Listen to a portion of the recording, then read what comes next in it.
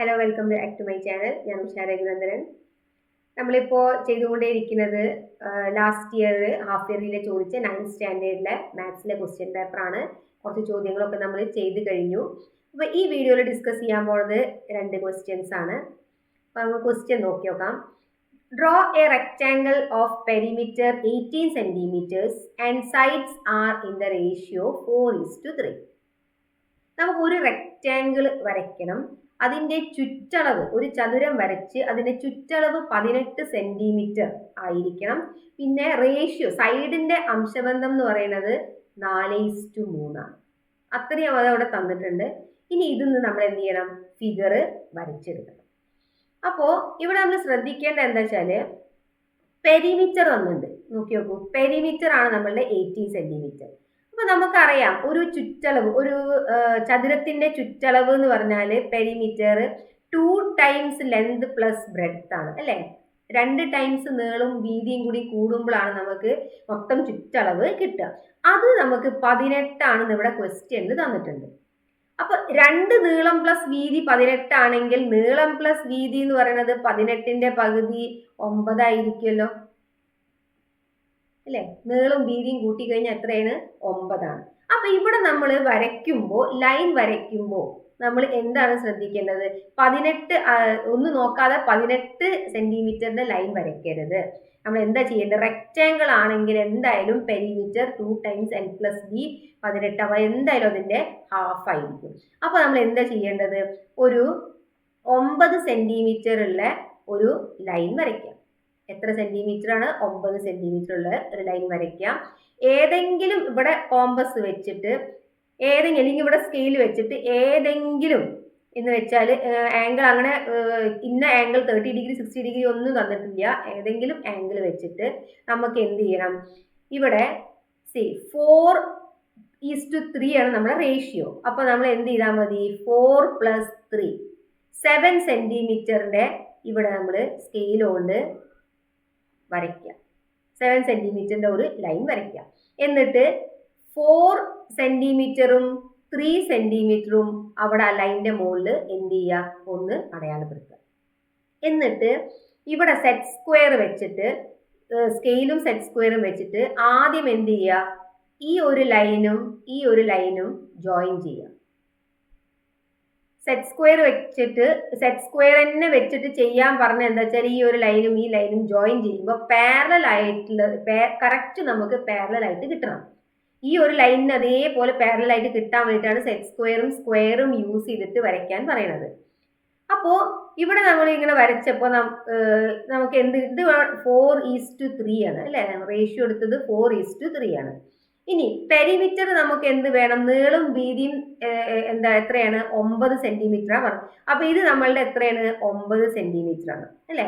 അപ്പോൾ 9 centimetre 4ന്റെ ratio ആണ് ഇത് 3ന്റെ റേഷ്യോന്റെ അളവാണ്, അല്ലേ? ഇനി എന്ത് ചെയ്താൽ മതി? അപ്പൊ ഈ ഒരു കിട്ടണത് എത്രയാണ്? നീളം. ഇത് എന്തായിരിക്കും? അതിന്റെ വീതിയാണ്. അപ്പൊ ഇവിടെ നമ്മൾ എന്ത് ചെയ്യണം? കോമ്പസ് വെച്ചിട്ട് ഈ ഒരു അളവ്, ഇവിടെ കോമ്പസ് വെച്ചിട്ട് ഈ ഒരു അളവ് എടുത്തിട്ട് ഇവിടേക്ക് എന്ത് ചെയ്യുക? ഒരു ചാപം, ഒരു ആർക്ക് വരയ്ക്കുക. അതേ മെഷർമെന്റ് മാറ്റാതെ ഇവിടെ കോമ്പസ് വെച്ചിട്ട് എന്ത് ചെയ്യുക? ഇവിടെയും എന്ത് ചെയ്യുക? ഒരു ആർക്ക് വരയ്ക്കുക. ഓക്കെ. എന്നിട്ട് ഇവിടെ ആർക്ക് വരച്ച് കഴിഞ്ഞിട്ട് ഈ ഒരു ലൈനിനെയും ഈ ഒരു ലൈനിനെയും എന്ത് ചെയ്യുക? ജോയിൻ ചെയ്യുക. എന്നിട്ട് ഇത് ഇവിടെ 9 സെന്റിമീറ്റർ, അല്ല 9 സെന്റിമീറ്റർ ആണ്, 9 സെന്റിമീറ്റർ ടോട്ടലാണ് 9. ഇവിടെ ഈ ഒരു ലെന്ത് ഉണ്ടല്ലോ, അപ്പോൾ കോമ്പസ് എടുത്തിട്ട് ഈ ഒരു ലെന്ത് മെഷർ ചെയ്തിട്ട് ഇവിടെ കോമ്പസ് വെച്ചിട്ട് എന്ത് ചെയ്യുക? ഇവിടെ ഒരു ആർക്ക് വരയ്ക്കുക. അതേ കോമ്പസ് തന്നെ മെഷർമെന്റ് മാറ്റാതെ ഇവിടെയും ഒരു ആർക്ക് വരച്ചു കഴിഞ്ഞാൽ നമുക്ക് എന്ത് കിട്ടും? ഒരു റെക്റ്റാങ്കിൾ കിട്ടും. എങ്ങനെ കിട്ടും? ഈ ഒരു ലെന്ത് 4 പറയുന്നില്ല, ഇവിടെ മൊത്തം ഈ ഒരു ലെന്ത് തന്നെ ഇവിടെയും കിട്ടും. അതേപോലെ തന്നെ ഈ ഒരു ബ്രെഡ്ത്തിന്റെ ലെന്തിന്റെ റേഷ്യോ നമ്മൾ ഇവിടെ എടുത്തത്. അപ്പൊ ഈ ബ്രെഡ്ത്ത് എവിടെ കിട്ടും? ഇവിടെയും കിട്ടും. അപ്പോ നമുക്ക് നീളവും വീതിയും ഉള്ള ഒരു റെക്റ്റാങ്കിൾ, പെരിമീറ്റർ എത്രയാണ്? 18 സെന്റിമീറ്റർ ഉള്ള ഒരു റെക്റ്റാങ്കിൾ 4:3 എന്നുള്ള റേഷ്യോയിൽ കിട്ടും. അപ്പൊ ഇങ്ങനെ ഒന്ന് വരച്ചെടുക്കണം. സെറ്റ് സ്ക്വയർ യൂസ് ചെയ്യാൻ മറക്കരുത്. സെറ്റ് സ്ക്വയർ യൂസ് ചെയ്തില്ലെങ്കിൽ എന്താ വെച്ചാൽ പാരലൽ ആയിട്ട് കിട്ടില്ല, അപ്പോൾ അവിടെ ഫിഗർ തെറ്റും. അപ്പം നമുക്ക് അടുത്ത ചോദ്യം നോക്കാം. In the figure, the sides of the large triangle is 4/3 times of the sides of the small triangle. The length of bottom side of the small triangle is 9 cm and its height is 6 cm. ഫിഗറിൽ കാണാണ്ട് അല്ലേ, base എന്ന് പറയുന്നത് ഇവിടെ 9 സെന്റിമീറ്ററും ഇവിടെ height 6 സെന്റിമീറ്ററും ആണ്.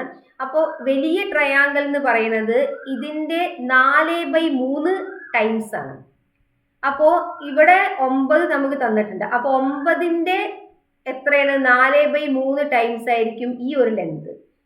അപ്പോൾ 9ന്റെ 4/3 times എന്ന് പറഞ്ഞു കഴിഞ്ഞാൽ നമുക്ക് എന്ത് കിട്ടും, 3 ടൈംസ് 12 സെന്റിമീറ്റർ എന്ന് കിട്ടി.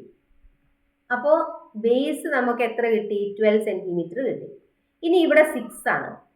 6ന്റെ 4/3 ടൈംസ് എന്ന് പറഞ്ഞു കഴിഞ്ഞാൽ 3 ആണ്, 8 സെന്റിമീറ്റർ എന്ന് കിട്ടി. ഹൈറ്റ് എത്ര കിട്ടി, 8 സെന്റിമീറ്റർ കിട്ടി. ഓക്കെ, ഇനി എന്താണ് നമ്മുടെ first question. What is the length of bottom side of the large triangle? നമുക്ക് കിട്ടിയോ ആൻസർ, 12 സെന്റിമീറ്റർ കിട്ടി. What is the height of the large triangle? 8 centimetre കിട്ടി. ഇനി third one, the perimeter of small triangle is 24 centimetre. Find the perimeter of the large triangle. എന്താണ് പറയുന്നത്, small ട്രയാങ്കിളിന്റെ perimeter 24 ആണ്. അപ്പൊ ഇവിടെ പറയേണ്ട എല്ലാ സൈഡ്സിന്റെയും 4/3 ഭാഗമാണ് എവിടെ, വലിയ ട്രയാങ്കിളിന്. അപ്പൊ അങ്ങനെ ആണെങ്കിൽ ഈ പെരിമീറ്ററിന്റെയും 4/3 ഭാഗമായിരിക്കുമല്ലോ വലിയ ട്രയാങ്കിള്. അപ്പൊ ഇവിടെ നമുക്ക് എന്ത് ചെയ്യാം, 24 അല്ലെ, ഇവിടെ എന്താ പറഞ്ഞിരിക്കുന്നത്, പെരിമീറ്റർ 24ന്റെ 4/3 ഭാഗമായിരിക്കും എന്ത്, ഇതിന്റെ ലാർജ് ട്രയാങ്കിളിന്റെ പെരിമീറ്റർ എന്ന് പറയുന്നത്. അപ്പൊ സ്മോൾ ട്രയാങ്കിളിന്റെ 4/3 ഭാഗം എന്ന് പറഞ്ഞാല് 3 8 ടൈംസ് 32 സെന്റിമീറ്റർ. അപ്പോ ഇതിന്റെ പെരിമീറ്റർ എത്രയായി, 32 സെന്റിമീറ്റർ ആണ് നമുക്ക് കിട്ടി. ഇനി last question, what is the scale factor of the areas of the triangles? ഇനി നമുക്ക് ഓരോന്നിന്റെയും ഏരിയ കണ്ടുപിടിക്കണം. അപ്പൊ സ്മോൾ ട്രയാങ്കിളിന്റെ ഏരിയ 9/6 ഗീവൺ ആണ്. അപ്പൊ 9/6 ഗീവൺ ആണെങ്കിൽ ഏരിയ ഓഫ് സ്മോൾ ട്രയാങ്കിൾ എത്രയാണ്, 1/2 ഇൻറ്റു ബേസ് ഇൻറ്റു ഹൈറ്റ് അല്ലേ. അപ്പോൾ 3 ടൈംസ് 27 സെന്റിമീറ്റർ സ്ക്വയർ ആണ് സ്മോൾ ട്രയാങ്കിളിന്റെ കിട്ടുക. ഇനി ലാർജ് ട്രയാങ്കിളിന്റെ കാണണം, എന്താ, നമുക്ക് 12ഉം എന്ത് തന്നിട്ടുണ്ട്, 8ഉം തന്നിട്ടുണ്ട്. അപ്പോൾ നമുക്ക് ഇവിടെ 12 8 എഴുതാം. തന്നതല്ല, നമ്മൾ കണ്ടുപിടിച്ചതാണ്. അപ്പോൾ area of large triangle is equal to 1/2 into base into height 4 times. അപ്പൊ എത്രയായി, 48 സെന്റിമീറ്റർ സ്ക്വയറിനായി. ഓക്കെ, ഇനി നമ്മളുടെ ക്വസ്റ്റ്യൻ എന്താണ്, large triangle factor of the areas of the triangles. അപ്പൊ അതിന്റെ ഫാക്ടേഴ്സ് എന്ന് പറഞ്ഞു കഴിഞ്ഞാൽ നമുക്കിപ്പോ കിട്ടിയത് എന്താണ്, 48ഉം 27 അല്ലെ. അപ്പൊ large triangle is to area of large triangle is to small triangle. എത്ര കിട്ടും, 48:27 എന്ന് കിട്ടും. ഇനി ഇതിനെ നമുക്കൊന്ന് 3ന്റെ ഇതിൽ കോമൺ ആയിട്ട് പോണത് എന്താണ്, 3 ആണ് അല്ലെ. 3 ഇൻറ്റു 16ഉം 3 ഇൻറ്റു 9ഉം ആണ്. അപ്പോ ഇത് രണ്ടും ക്യാൻസൽ ആയി കഴിഞ്ഞാൽ നമുക്ക് എത്ര കിട്ടും, 16:9 എന്ന് കിട്ടും. അതിന്റെ സ്കെയിൽ ഫാക്ടർ ഇതാണ്. ഓക്കെ, ക്ലിയർ ആണെന്ന് വിചാരിക്കുന്നു. നമുക്ക് ഇതേപോലെ കുറച്ച് ക്വസ്റ്റ്യൻസും കൂടി ഇനി ചെയ്യാനുണ്ട്. അത് നമുക്ക് അടുത്ത വീഡിയോയിൽ ഡിസ്കസ് ചെയ്യാം. വീഡിയോയിൽ എന്തെങ്കിലും മനസ്സിലാവാത്തതുണ്ടെങ്കിൽ, എന്തെങ്കിലും സംശയം ഉണ്ടെങ്കിൽ കമൻറ്റിൽ ചോദിക്കാം. വീഡിയോ ഇഷ്ടപ്പെട്ടിട്ടുണ്ടെങ്കിൽ ഒന്ന് ഷെയർ ചെയ്യുക, സബ്സ്ക്രൈബ് ചെയ്യുക. ഇതേപോലെ തന്നെ സംശയങ്ങൾ ചോദിക്കാൻ മറക്കരുത്. നന്നായിട്ട് ചെയ്ത് പഠിക്കുക.